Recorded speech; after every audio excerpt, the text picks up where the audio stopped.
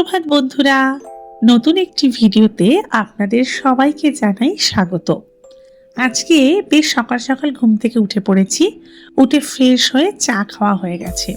বাইরের ওয়েদারটা কিছুটা এরকম, গরম আছে, তবে রোদের দেখা এখনো নেই। সকাল সকাল উঠেই কাজকর্মগুলো মোটামুটি একটু এগিয়ে দিয়ে ওয়াশিং মেশিনে জামা কাপড়গুলো দিয়ে দিলাম। গত এক সপ্তাহ ছিলাম বাবার বাড়ি। নির্ভীক একা এখানে ছিল। দেখলেই বুঝতেই পারছেন যা অবস্থা করে রেখেছে। এই সব কিছু এখন আমাকে গোছাতে হবে। রান্নার জোগাড় করলাম। আজকে করব একটা ডিমের রেসিপি। এই রেসিপিটা আমার নয়, এটা আমি ফেসবুক থেকে শিখেছি। আজকে সেটাই ট্রাই করব। সাধারণত ফেসবুক, ইউটিউব এইগুলো থেকে যে রান্না আমি দেখি, যেগুলো আমার ভালো লাগে বা আমার মনে হয় আমার দ্বারা করা সম্ভব, সেগুলো চটজলদি আমি করে ফেলি। তো এটা ছিল ডিমের কোরমা টাইপের একটা কিছু নাম ছিল, এক্স্যাক্টলি আমার নামটা মনে পড়ছে না। তো ফার্স্টে ডিমগুলোকে সেদ্ধ করে নুন, হলুদ, লঙ্কা গুঁড়ো দিয়ে মাখিয়ে রেখে হালকা ভেজে নিতে হবে। তারপর কড়ায় শুকনো লঙ্কা, তেজপাতা, গোটা গরম মশলা ফোড়ন দিয়ে এখানে আমি প্রথমেই কুচি করে রাখা পেঁয়াজগুলো দিয়ে দেব। পেঁয়াজটা ভালো করে নাড়তে হবে, হালকা ব্রাউন হয়ে এলে এরপর রসুন আর আদা থেতো করা এই দুটো আমি দিয়ে দেবো। ভালো করে সবকিছু মিক্সড করার পর এরপর আমি মিক্সচার গ্রাইন্ডারে পোস্ত আর কাজু বাদাম বেটে রেখেছিলাম সেটা দেব। খুব একটা মিহিভাবে পেস্ট হবে না, তবুও মোটামুটি ওই এক দুবার ঘোরালে যেরকম হয় সেরকম টাইপেরই হবে। ফেসবুকে দেখেছিলাম এতে 4 মগজ দিয়েছিল, কিন্তু আমি এতে সেটা দিইনি। এরপর টক দই একটা বাটিতে নিয়ে অল্প নুন দিয়ে ফেটিয়ে রেখেছিলাম সেটা দিলাম। এখনো অবধি এই রান্নায় আমি একটু জল ব্যবহার করিনি। এরপর রোজকার গুঁড়ো মশলা যেমন নুন, হলুদ, লঙ্কা গুঁড়ো, যে যেমন ঝাল খায় সেই অনুযায়ী দিতে পারে। আমি একটু বেশি ঝাল খাই, মানে আমার বাড়িতে ঝালের রান্না একটু বেশি হয়, সেই কারণে আমি এখানে ওই 1.5 চামচ মতো, ছোট চামচে 1.5 চামচ মতো লঙ্কা গুঁড়ো দিয়েছি। আর যেহেতু দই আছে তাই আমি অল্প একটু চিনি দিয়েছি। ভালো করে মশলার সাথে কড়াই থাকা পেস্টটা মিক্সড করতে হবে। প্রথমে আমি তেল দিয়েছিলাম মাত্র 2 কলা। তারপরে এই রান্নাটায় কোনো তেল দেওয়া হয়নি, খুব অল্প তেলেই দেখলাম গোটা পদটাই হয়ে গেল। এই যে এবার কালারটা এরকম আসবে, হালকা হালকা ইয়েলো। আর কড়ার নিচে লেগে এলে এখানে দিয়ে দেবো ডিমটা। তারপর অল্প একটু গরম জল দিয়ে ডিমটা ফুটতে দেব প্রায় ওই 5 থেকে 7 মিনিট। ডিমটা ফুটে এসছে, ওপরে হালকা তেল ভেসে উঠেছে। এরপরে দিয়ে দেবো সানরাইজের শাহি গরম মশলার গুঁড়ো,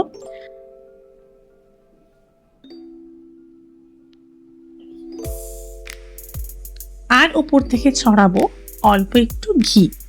এখানে আমি রেড কাউরি ঘিটা ব্যবহার করছি।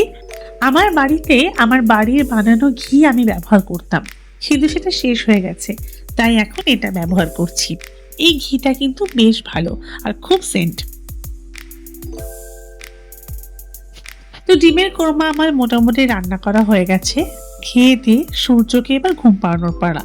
ওকে স্নান করিয়ে খাইয়ে ও এখন ঘুমোচ্ছে। আমিও ঘুমিয়ে গেছিলাম। উঠলাম কখন জানেন? 6:30টায়। এই যে সন্ধেবেলা, রাত্রেবেলা আমার ঘরের যে এই অ্যাটমসফিয়ারটা থাকে আমার ভীষণ ভালো লাগে। তার জন্য আর ঘুমটা ছাড়তেই চায় না, চোখ মুখ একদম ফুলে যায়। দুপুর থেকে ঘুমিয়েছি একদম 6:30, টানা স্লিপ। উঠে তাই চোখ টোক একদম ফুলে গেছে। এখানে আমি চুলটা বেঁধে দিচ্ছি। গরমকালে আমাদের হাউস ওয়াইফদের এই একটাই চুলের স্টাইল।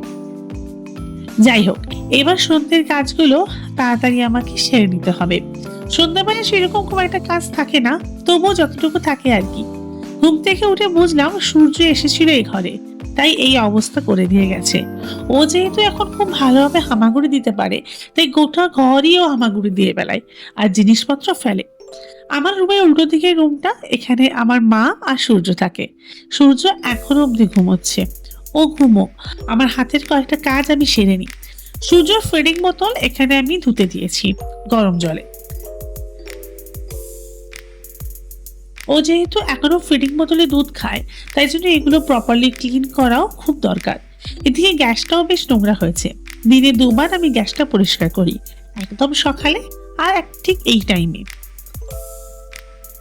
এবারে তেলের কেনার সময় এই তেলটা কেনা হয়েছে, এটা healthy and tasty super strong, এখানে লেখা আছে। এটা নতুন, আর বোতলটা দেখছেন একদম, আর কি বলবো। এই তেলের বোতলটা আমি এখন কেটে রাখবো। এর আগে আমি ওই পাউচ প্যাকেটগুলো তেলের ব্যবহার করতাম, সেখানে আমাকে বটলে ঢেলে তারপর কলায় ঢালতে হতো। কিন্তু এই বোতলগুলো হতে খুবই সুবিধে, আর পার্টিকুলার এই বটলটা থেকেই যদি তুমি কড়াতে তেল ঢালো তাহলে কিন্তু কোনো সমস্যা হয় না, তেল গা দিয়ে গড়িয়েও পড়ে না, খুব ইজিলি এটা ব্যবহার করা যায়।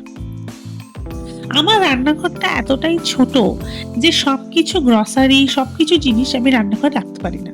আমার বাইরে একটা ছোট স্পেস টাইপের আছে, মানে আমি অ্যারেঞ্জ করেছি সেটা, সেখানেই এই তেল, এক্সট্রা মশলাপাতি, আটা সবকিছু ওখানে রাখা থাকে। তাই যখন যেটা দরকার হয় ওখান থেকে নিয়ে ভালোভাবে কৌটোয় আমাকে সাজিয়ে রাখতে হয়। মশলাপাতি শেষ হলো কিনা, তেল বাটিতে শেষ হলো কিনা, এবং সেগুলো ভরে রাখা, এগুলো কিন্তু খুব কাজের মধ্যে একটা পড়ে। চলুন আপনাদের সাথে জিনিস শেয়ার করি। এটা একটা ভেজিটেবল কাটার, আর এটা একটা পিলার। এই দুটো নাইফ আর পিলার আমি ইউজ করতাম অন্তত গত 2-3 বছর ধরে আমার রান্নার জন্য। আমি বটি খুব একটা ব্যবহার করি না, কিন্তু এগুলো ধার কমে গেছে, তাই পছন্দের একটা নাইফ আমি কিনে ফেলেছি পিজিএনের। দুদিকে লেখা আছে। আর এই প্রিন্টেড যে নাইফগুলো অনেকদিন থেকে আমার নেওয়ার ইচ্ছে ছিল। আমার বন্ধুর রান্নাঘরে এরকম দেখেছিলাম, কিন্তু তখন নেওয়ার সুযোগ হয়নি। তাই এই ছুরির ধারগুলো কমে যেতেই ফটাফট কালকে অর্ডার করে দিয়েছি, আর আজকেই চলে এসছে। আরেকটা পিলারও অর্ডার করা আছে, সেটা এখনো আসেনি, আসলে আপনাদের সাথে নিশ্চয়ই শেয়ার করব। এখানে আমি সূর্যর যে বটলটা আমি স্টেরিলাইজ করতে দিয়েছিলাম সেটা হয়ে গেছে। এই বটলের এই পার্টটা প্রত্যেকদিন সকালে একবার করে গরম জলে ফোটানো হয়, আর বটলের এই পার্টটা মানে নিপেল আর তার যে প্লাস্টিকের যে কভারটা, এটা আমি দিনে 2 বার ফোটাই, একদম সকালে আর এই টাইমে, কারণ এটাই মেনলি ওর মুখে যায়। তাই জন্য সকালবেলা ওয়াশিং মেশিন চালিয়েছিলাম, তার জামা কাপড়গুলো এখন তুলতে এসেছি। আমার বারান্দায় ডাইরেক্ট রোদটা যেহেতু একটু কম আসে, তাই একটু সন্ধ্যে করে জামা কাপড়গুলো মিলিয়ে রাখতে হয়। বারান্দায় ছোট ছোট সূর্যের জামাগুলো দেখতে আমার ভীষণ ভালো লাগে। আমার বারান্দাটা যেহেতু একটু বড়, তাই ওপর পোর্শনে আর নিচের পোর্শনে দুটো মিলিয়েই আমি জামা কাপড় মিলি। ওপরে সূর্যর ছোট ছোট ঘরে পরা শার্ট, মানে ওই জামা আর কি, আর নিচে ওর রুমাল, টাওয়াল, এগুলো আমি মিলে রাখি। সূর্য ঘুম থেকে উঠে পড়েছে, আর দেখুন ওর হাসিটা, আমাকে দেখা মাত্রই ও হেসে একদম জল হয়ে যায়। ও এখন অল্প অল্প দাঁড়াতে শিখেছে, আর ধরে ধরে হেঁটে অনেকখানি চলে যায়। এই যে ও আমার কাছে আসতে চাইছে, চট করে আমার কোলে উঠে পড়লো। এখনো ওর ঘুম কাটেনি, এবার ওকে চুল বেঁধে ফ্রেশ করে দেবো। সন্ধ্যাবেলা চার আসর, সাথে প্রজাপতি বিস্কিট। এই বিস্কিটগুলো এখন আর দেখতে পাওয়া যায় না, কিন্তু কয়েকদিন আগে বাজার করতে গিয়ে আমি 1 জার ভর্তি এই বিস্কিটগুলো দেখতেই গোটা জারটাই আমি কিনে ফেলেছি। এখন অনেক দিন চলে যাবে। এখন সবকিছু কাজ শেষ করে ডিনার করে বাড়ি এলাম, বাজে 11:30। স্কিন কেয়ার করবো, তার আগে চুলটা একটু খোলার সময় পেলাম। মাঝে মাঝে হেয়ার কেয়ারে বলা হয় চুলটা খুলে রাখতে, কিন্তু এত গরম রুমে এসি না চালিয়ে চুল খোলা প্রায় অসম্ভব ব্যাপার। আগের দিন আমি ফোনের এই কভারটা কিনেছি ব্ল্যাকের ওপর।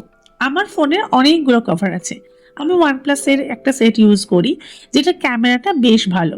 স্কিন কেয়ার করব, তার জন্য ড্রেসিং টেবিলটা খুলে আপাতত দেখছি ড্রেসিং টেবিলের এই অবস্থা। মোটামুটি প্রোডাক্টগুলো এর মধ্যেই সাজিয়ে রাখার চেষ্টা করি, তারপর এদিক ওদিক তো ছড়িয়ে থাকে। আজকের মতো ভিডিওটা এই অবধি, দেখা হবে আপনার সাথে নেক্সট ভিডিওতে। টাটা।